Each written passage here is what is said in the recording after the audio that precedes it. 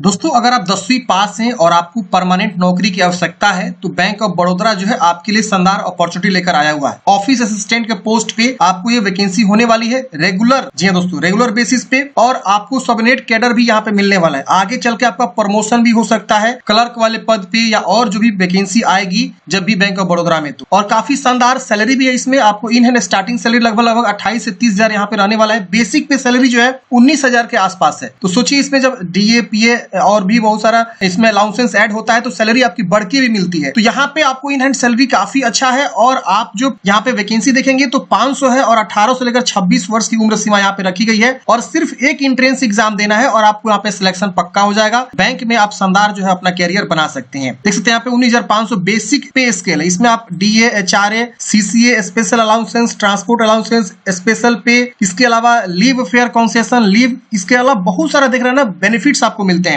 आपको लोन की सुविधा मिलती है, कार लोन लेना चाहते हैं या और भी जितने प्रकार के इंश्योरेंस होते हैं सारे आपको बेनिफिट्स यहाँ पे मिलते हैं बैंक ऑफ बड़ौदा में। अगर आप ये जॉब लेना चाहते हैं तो इसके लिए कैसे फॉर्म भरेंगे, आइए मैं आपको पूरी इन्फॉर्मेशन देने वाला हूँ। सिर्फ 10वीं पास, इसके अलावा कोई भी आपको एक्स्ट्रा क्वालिफिकेशन की आवश्यकता नहीं है। 23 मई इसका लास्ट डेट फॉर्म भरने का, आप आसानी से फॉर्म को अप्लाई कर सकते हैं। फॉर्म भरने के लिए आप इस वेबसाइट पे आएंगे, यहाँ पे आपको एक नया रजिस्ट्रेशन करना होगा। और दूसरा तरीका वेबसाइट पे आने का, गूगल में जाएंगे, सर्च करेंगे डीएस हेल्पिंग फॉरएवर, ये वाली वेबसाइट आपको मिल जाएगा। इसको आपको ओपन कर लेना है। यहाँ पे आपको बहुत सारी वैकेंसीज देखने को मिलती है। आप यहाँ चेक करेंगे, यहाँ पे आप जो है सर्च बार में जाएंगे और लिखेंगे bank of Baroda, bank of Baroda. जैसे आप यहाँ पे लिखेंगे आपको जो है ये वाली वेबसाइट देखने को मिल जाएगी, bank of Baroda office assistant. आप इस पे क्लिक करेंगे। अगर आपको सैलरी स्लिप वगैरह देखना है कि इसमें काम क्या करना होता है, कितनी सैलरी मिलेगी, तो यहाँ पे आपको सैलरी स्लिप भी देखने को मिलता है। आप यहाँ पे क्लिक करके पूरी इंफॉर्मेशन को पढ़ सकते हैं। क्या जिम्मेदारी आपको करना होता है, वर्क प्रोफाइल क्या होता है, इसके अलावा आपको जो है ड्यूटी का समय क्या होता है, आपका ट्रांसफर वगैरह के बारे में, इसके अलावा प्रमोशन के बारे में सब चीज लिखा गया। सैलरी के बारे में डिटेल जानकारी दिया गया। आप यहाँ पे जो है जानकारी को पढ़ सकते हैं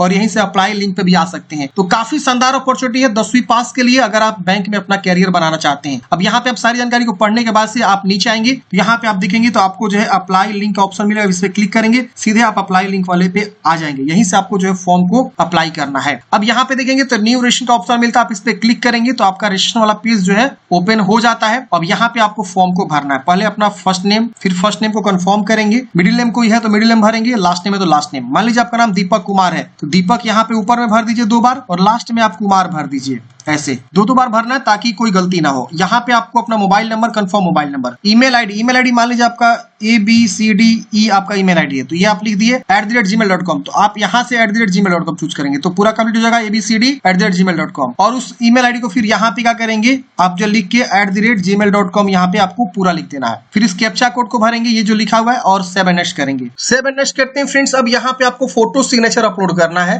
दूसरा स्टेप फोटो सिग्नेचर का होता है। यहाँ पे आपको गाइडलाइंस भी दिया हुआ, इस पे क्लिक करेंगे तो गाइडलाइंस इसका ओपन हो जाता है और यहाँ पे पूरी जानकारी आपको देखने को मिल जाता है कि किस प्रकार से फोटो अपलोड करना है, किस प्रकार से आपको जो है सिग्नेचर अपलोड करना है। ये सारा गाइडलाइंस यहाँ पे दिया हुआ है। तो आप एक बार इसे जरूर अपने स्तर से भी पढ़ लीजिएगा। अब यहाँ पे आपको फोटोग्राफ बताया गया, आप देख सकते हैं यहाँ पे आपको चूज करने का ऑप्शन है और एक यहाँ पे लाइव फोटो भी आपको मतलब अपलोड करना है। लाइव फोटो में यहाँ पे आपको जो है ना एक QR कोड भी दिया हुआ है। आप यहाँ पे क्लिक करेंगे तो QR कोड शो करेगा और अपने मोबाइल से क्या करेंगे, इसको स्कैन करेंगे ना तो एक ऐसे मतलब पेज पे लेके जाएगा जहाँ पे आप अपने मोबाइल का इस्तेमाल करके जो है अपना जो है फोटो को मतलब स्कैन कर सकते हैं। ये देखिए मैं जैसे इसको स्कैन करूंगा अपने मोबाइल के कैमरे से तो यहाँ पे जो है एक वेबसाइट शो करेगा, वहां पे क्लिक करेंगे तो सीधे आपको लेके जाएगा एक पेज पे और यहाँ पे मैं जो है क्या करूंगा, कैप्चर फोटो का बटन मिलेगा, इस पे क्लिक करेंगे और हम क्या कर सकते हैं, कैप्चर कर सकते हैं अपने मोबाइल को यूज करके। देखिए मैं यहाँ पे कैप्चर करता हूँ। कैप्चर करके जैसे मैं ओके करूंगा ना यहाँ फ्रेंड्स, यहाँ पे जो है ऑटोमेटिक ये शो कर देगा। देखिए मैं मोबाइल से किया हूँ, ये देखिए हो गया, देखिए हो गया। तो ऐसे हम आसानी से जो है स्कैन करके QR कोड को और हम क्या कर सकते हैं, कैप्चर कर सकते हैं, कोई दिक्कत नहीं होने वाला। तो बहुत ही अच्छा यहाँ पे जो ये सिस्टम बनाया गया है, क्योंकि लैपटॉप का वेबकैम जो है अच्छा काम नहीं करता है। अगर आप चाहते हैं वेबकैम से कैमरा यूज करना तो यहाँ पे आप क्लिक करेंगे, यहाँ पे आपको अलाउ करना होगा। यहाँ पे आपको देखिए कैप्चर करने का ऑप्शन आ जाएगा। तो यहाँ से भी ऑप्शन, लेकिन बढ़िया कैमरा नहीं है आपके लैपटॉप का तो फिर थोड़ा सा दिक्कत होगा। तो मैं इसे मोबाइल से जो है इसको स्कैन करके अपलोड किया, देखिए कितना साफ आया हुआ है। अब यहाँ पे हम जो फोटो स्कैन करेंगे उसको यहाँ चूज करके अपलोड करेंगे और फिर यहाँ पे सिग्नेचर को भी हम क्या करेंगे, चूज करके अपलोड करेंगे। फिर यहाँ डिक्लेयर करके नेक्स्ट कर देंगे। फोटो सिग्नेचर चूज करके इसे आप नेक्स्ट करेंगे। अगले स्टेप में आपको यहाँ पे पूछेगा कि आप जो है किस स्टेट से अप्लाई करना चाहते हैं। तो यहाँ पे आप देखेंगे तो बहुत सारा स्टेट का नाम शो करेगा। आप जिस भी स्टेट से अप्लाई करना चाहते हैं उस स्टेट का जो है चुनाव करेंगे। जैसे मान लीजिए मैं बिहार से अप्लाई करना चाहता हूं, बिहार चूज करेंगे। और यहाँ पे proficiency in the official language भी आपसे पूछेगा, जिसको आप रीड राइट स्पीक भी कर सकते हैं। तो आपको यहाँ पे बताना होगा। अब जैसे बिहार में हिंदी और उर्दू दो होता है, तो आपने क्या जो है पढ़ा हुआ है और किसका लैंग्वेज आप जानते हैं, तो आप यहाँ पे चुनाव करेंगे। अगर मान लीजिए आप चंडीगढ़ से आवेदन करेंगे तो चंडीगढ़ का जो ऑफिशियल लैंग्वेज यहाँ पे हिंदी पंजाबी है, तो आप अपने अकॉर्डिंग देख लेंगे। दिल्ली का देखेंगे तो दिल्ली में आपको हिंदी है। इसके अलावा गुजरात से अप्लाई करना चाहते हैं तो गुजराती यहाँ पे आपको आएगा। लेकिन आपको वही जो है स्टेट चूज करना है जिसके राज्य का आप लैंग्वेज यहाँ पे ऑफिशियली रीड राइट कर सकते हो। और यहाँ पे आप देखेंगे तो नोटिफिकेशन में आपको जो है स्टेट वाइज भी वैकेंसी दिखाया गया है। जैसे देखेंगे तो असम में आपके 4 वैकेंसी है, आंध्र प्रदेश में 22 वैकेंसी, बिहार में 23 है, चंडीगढ़ में 1 वैकेंसी है, छत्तीसगढ़ में 12 है। इस तरह से दिल्ली में 10 वैकेंसी, गोवा में 3 है, गुजरात में 80 वैकेंसी, हरियाणा में 11 वैकेंसी है, झारखंड में 10 है, कर्नाटका में 31 है, केरल में 19 है। इस तरह से आपको वैकेंसी बताया गया है कि किस राज्य में कितनी बहाली है। और इस तरह से 500 पदों में बहाली है। राजस्थान में देखेंगे तो 46 है।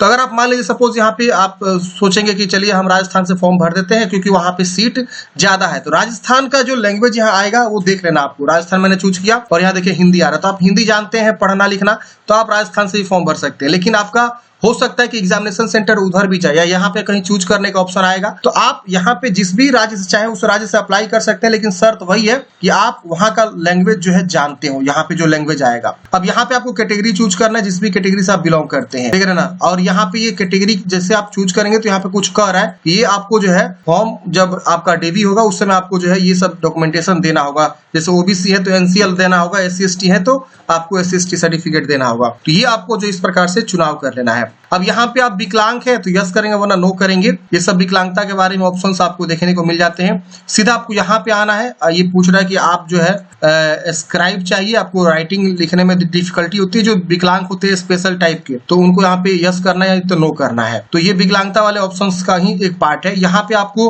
रिलीजन पूछा गया है, हिंदू मुस्लिम क्या है। यहाँ पे आपको माइनॉरिटी से आते हैं तो यस करेंगे नहीं तो नो करेंगे। माइनॉरिटी मतलब होता है अल्पसंख्यक। एक्स सर्विसमैन है तो यस करेंगे वरना नो करेंगे।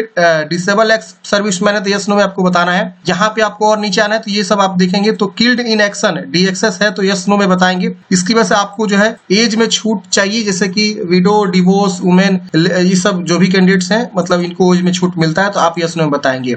आप नेशनलिटी बताएंगे। इसकी वजह से आप एग्जामिनेशन सेंटर कहाँ रखना चाहते हैं। तो देखिए मैंने यहाँ पे जो है चुनाव किया था दिल्ली, ऊपर में सबसे ऊपर आप देखेंगे तो मैंने यहाँ पे दिल्ली चूज किया। लेकिन यहाँ पे आपको एग्जामिनेशन सेंटर जो है बनाए गए हैं, इसमें से ही कहीं आप एक जगह चुनाव कर सकते हैं। तो आपको यहाँ पे सर्च करना, मान पटना चाहिए आपको तो P दबाएंगे तो पटना वाला सेक्शन खुल जाएगा। देखिए पटना। आपको लखनऊ चाहिए तो L दबाएंगे, लखनऊ वाला ऑप्शन यहाँ पे देखने को मिलेगा। हर जगह आपको एग्जाम सेंटर देखने को मिलेगा, लेकिन मोस्टली आपको जो है मेन जो सिटी होते हैं वही देखने को मिलेगा। इसके वजह से kindly indicate medium of paper, किस भाषा में एग्जाम देना चाहते हैं, हिंदी इंग्लिश, यहाँ पे एक ही आएगा, चुनाव कर लेंगे। यहाँ डेट ऑफ बर्थ चुनाव करेंगे। यहाँ पे आपको जेंडर बताना है। यहाँ जुड़वा भाई बने तो यस करेंगे वरना नो करेंगे।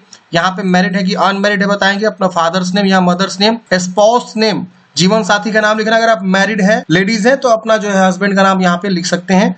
इसके बाद यहाँ पे अपना जो है एड्रेस को प्रॉपर अच्छे से लिखना है और डिस्ट्रिक्ट, स्टेट, पिन कोड अच्छे से डाल देना है। फिर यहाँ पे परमानेंट एड्रेस को लिखना है और उसके बाद यहाँ पे आपको इस तरह से GST के लिए, इनवॉइसिंग के लिए आपको पूछेगा एड्रेस, आप कोई सा भी एड्रेस चूज कर लेंगे। फिर वैलिडेट करेंगे। अगर यहाँ कुछ भी शो करता है कि एरर, तो उससे जाके भरेंगे, नहीं तो यहाँ पे आपको सेव एंड नेक्स्ट कर देना है। सेव एंड नेक्स्ट करते हैं फ्रेंड्स। अगले स्टेप में अब आपको यहाँ पे एजुकेशनल क्वालिफिकेशन जो है बतानी है। 1 मई 2025 तक जो है आप मैट्रिक पास होने चाहिए और यहाँ पे आपको बताना है मैट्रिक के बारे में। तो सबसे ऊपर में ही आपको मैट्रिक की जानकारी बताना है। यहाँ पे आपका सब्जेक्ट वगैरह कुछ नहीं आएगा, यूनिवर्सिटी वगैरह कुछ नहीं आएगा, सीधे आपको पासिंग डेट यहाँ पे चूज कर लेना है। जो भी डेट को आपने पास आउट किया हुआ है मैट्रिक, वो आप यहाँ से चुनाव करेंगे और यहाँ परसेंटेज बताएंगे कितना परसेंट आपके मैट्रिक में है, फर्स्ट है कि सेकंड है, बस। अगर आपने 12th किया हुआ तो 12th की जानकारी बता सकते हैं। स्ट्रीम बताएंगे, फिजिक्स, केमिस्ट्री, मैथ आपने क्या पढ़ा, साइंस, आर्ट्स, कॉमर्स जो भी है। यहाँ पे आपका डेट ऑफ पासिंग, परसेंटेज और क्लास बताएंगे।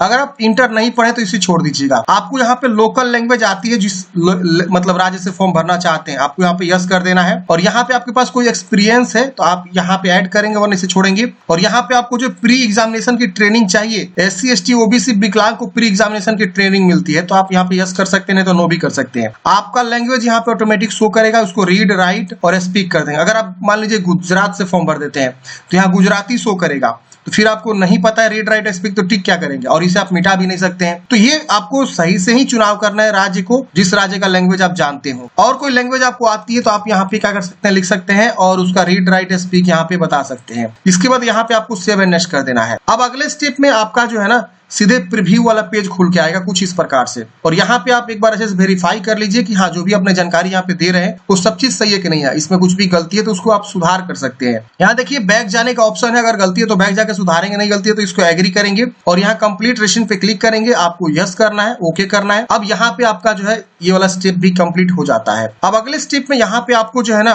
10th का जो है सर्टिफिकेट आपको PDF में अपलोड करनी है। यहाँ पे एजुकेशनल सर्टिफिकेट आपको जो है यहाँ पे अपलोड करने है, जिसमें बोला गया रिलेवेंट मार्कशीट सर्टिफिकेट, तो आपको 10वीं क्लास का ही यहाँ पे भी आपको अपलोड करनी है। इसके बाद यहाँ पे अपना कास्ट सर्टिफिकेट PDF में अपलोड करेंगे और इस कैप्चा कोड को यहाँ भरेंगे और सेव एंड नेक्स्ट करेंगे। यहाँ पे मैं बता दूं PDF में आपको अपलोड करने जो कि यहाँ पे बताया गया है, और यहाँ पे जो गाइडलाइंस है वो भी मैं आपको बता देता हूँ। 500 KB बोला गया, 500 KB से कम का होना चाहिए आपका PDF। और देखिए फोटो जो अपलोड करनी है वो 20 से 50 KB के बीच, और जो आपका सिग्नेचर अपलोड करनी है वो आपका जो है 10 से 20 KB के बीच होना चाहिए। तो ये सब डॉक्यूमेंटेशन का जो है गाइडलाइंस में ही सारा जानकारी दिया हुआ है। मैंने आपको ऑलरेडी पहले ही बताया कि गाइडलाइंस ओपन करके एक बार आप लोग अच्छे से देख लीजिएगा। तो चलिए हम यहाँ पे जो है यहाँ पे 10th, यहाँ पे भी 10th का सर्टिफिकेट मार्कशीट ही, और यहाँ कास्ट सर्टिफिकेट, अगर आप SC ST है तो जाति सर्टिफिकेट, OBC है तो NCL सर्टिफिकेट, EWS है तो EWS सर्टिफिकेट यहाँ पे PDF में अपलोड करनी है और सिक्योरिटी कोड भर के सेव एंड नेक्स्ट करेंगे। सेव एंड नेक्स्ट करते हैं फ्रेंड्स, यहाँ पे आपको कैप्चा कोड भरने का ऑप्शन आएगा। आप यहाँ पे कैप्चा कोड को भरेंगे, उसके बाद से सबमिट करेंगे, पूछेगा आप श्योर है पेमेंट करना चाहते हैं, आपको ओके कर देना है। अब आपको पेमेंट गेटवे पे लेकर जाएगा, यहाँ पे आपको पेमेंट का ऑप्शन मिलेगा। आप क्या करेंगे, पेमेंट को फाइनल सबमिट कर देंगे। यहाँ देखिए QR कोड है, UPI है, वॉलेट है, इंटरनेट बैंकिंग है, डेबिट क्रेडिट कार्ड का भी ऑप्शन है। कोई भी ऑप्शन जो आपको सुटेबल लगे उसका चुनाव करेंगे। मैं पेमेंट पे क्लिक करेंगे, आपका जो इस प्रकार से देखिए प्रोसेस हो जाएगा। मैं प्रोसेस कर देता हूँ, यहाँ पे QR कोड अब शो करेगा, हम इसको स्कैन करके आसानी से पेमेंट जमा कर सकते हैं। और फाइनल प्रिंट आउट जैसे जमा करेंगे पेमेंट, फाइनल प्रिंट आउट हमको मिल जाएगा, उसका हार्ड कॉपी निकाल कर अपने पास सुरक्षित रख लेंगे। तो इस प्रकार से हमने बात किया कि बैंक ऑफ बड़ौदा में ऑफिस असिस्टेंट की जो बहाली निकाली गई उसके लिए कैसे आपको फॉर्म को अप्लाई करना है। मैट्रिक पास पे काफी शानदार भर्ती है,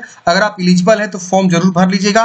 रिटन एग्जाम के बेस पे यहाँ पे आपका सिलेक्शन होने वाला है। सैलरी भी बहुत ही जबरदस्त है। अगर आपको बैंकिंग क्षेत्र में आगे बढ़ना है तो इसमें प्रमोशन भी होता है, आप आगे जो है प्रमोशन भी करवा सकते हैं। इसके अलावा जब आपकी परमानेंट जॉब वाली बहाली आएगी, जैसे कि ऑफिस असिस्टेंट पे आप काम कर रहे हैं और आपका जो है क्लर्क के पद पे बहाली आएगी, PO के पद पे बहाली आएगी, तो उसमें आपको छूट मिलेगा कि हम बैंक में काम करते हैं ऑलरेडी, तो उसमें छूट भी आपको मिलता है। और फॉर्म फी भी काफी ठीक है, एक तरह से देखा जाए तो 600 रुपए आवेदन शुल्क है जनरल और EWS OBC के लिए, और SC ST के लिए और वुमेन के लिए 100 रुपए आवेदन शुल्क है। तो ये आपका आवेदन शुल्क है और एग्जाम कंडक्ट हो रहा है। सबसे अच्छी बात है ये है कि इसमें आपको जो है एक यहाँ पे एग्जाम कंडक्ट होगा, और जब आपका सिलेक्शन होगा तो 6 मंथ का जो है प्रोविजन पीरियड भी आपका रहने वाला है, और सिर्फ एक ही रिटन एग्जाम के बेस पे आपका यहाँ पे सिलेक्शन जो है हो जाएगा। इसका एग्जाम सेंटर हर जगह आपको देखने को मिलेगा, मुजफ्फरपुर भी देखने को मिल रहा है, इसके अलावा पटना भी देखने को मिल रहा है। आप कोई सा भी एक एग्जाम सेंटर चुनाव करेंगे वहीं पे आपका एग्जाम मिलेगा, और वहां पे जाके आप अपना जो है एग्जाम को आसानी से दे देंगे। आई होप आप लोग समझे होंगे फ्रेंड्स। मिलते हैं किसी नेक्स्ट वीडियो में। जय हिंद, आपका दिन शुभ हो।